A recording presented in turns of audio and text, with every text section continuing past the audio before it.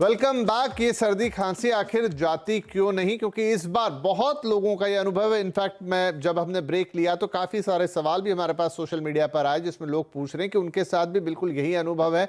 एक बार नहीं, दो बार नहीं, चार बार वो डॉक्टर के पास जा चुके हैं, मेडिकेशन ले चुके हैं, लेकिन उनको सर्दी खांसी से निजात नहीं मिल रही, जबकि पहले ऐसा हाल नहीं था। ब्रेक से पहले इसके क्या पॉसिबल कारण है वो डॉक्टर्स ने हमें बताया। हमारा पूरा पैनल हमारे साथ है।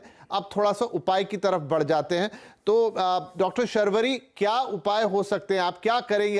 क्या आपके पास अब कोई चारा नहीं है? अब बस डॉक्टर के पास जाइए, मेडिकेशन लीजिए और दुआ कीजिए कि पॉल्यूशन थोड़ा कम रहे।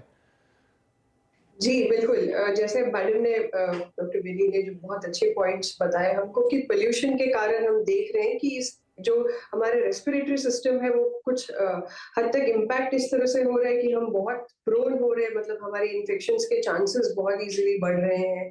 बार-बार रिकरेंट इन्फेक्शंस जो हम पहले नहीं देखते थे, जैसे हम कहते थे कि फ्लू के सीजन में ही हम फ्लू वाले जो केसेस है वो बढ़ते हुए देख रहे हैं, लेकिन इस साल हमने ये शर्वरी, स्पेशली नोटिस किया क्या है। मास्क लगाने की प्रैक्टिस हेल्पफुल रहेगी? क्या हमें फिर से लगाना चाहिए? कुछ और देशों जी, से हम खबरें जी। पढ़ रहे हैं कि वहां वो लोग फिर लगा रहे हैं, not because of the Covid, लेकिन नजला, सर्दी, खांसी, जुकाम इससे बचने के लिए।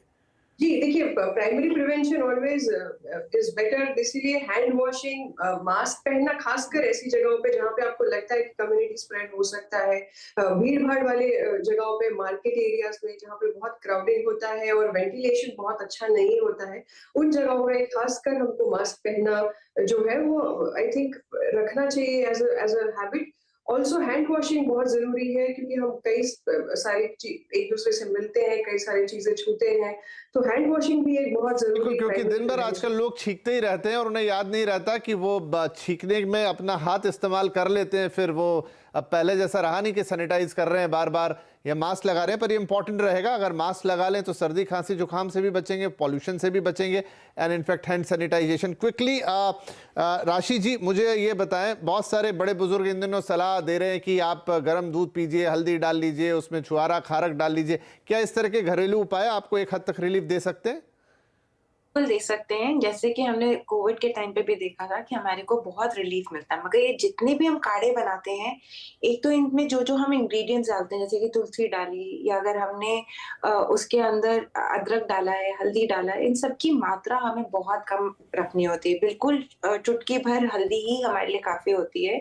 इंडियन खाने में तो वैसे भी हमारे हर खाने में थोड़ी-थोड़ी हल्दी डलती है, तो ओवर डूइंग किसी भी चीज़ की ना करें। गर्म पानी पीने से हमारा जो फ्लेम होता है, हमारी बॉडी थोड़ा बेटर फील करती है और हमारे स्टमक के साथ ये जाके जो भी इतनी सारी चीज़ों का मिश्रण पीते हैं, उन चीज़ों को वो स्टमक को बाइंड करता है, जिससे कि एसिडिटी नहीं होती और हमारी कफ कंट्रोल हो पाती है। इसलिए छुआरा या शहद का इस्तेमाल किया जाता है ये ड्राई कफ में। मगर अगर किसी को बहुत ज़्यादा फ्लेम हो रहा हो या रनी नोज़ हो रही हो, जी, उनके केस में हम कहते हैं कि आपको हाई प्रोटीन डाइट लेने की सख्त ज़रूरत है।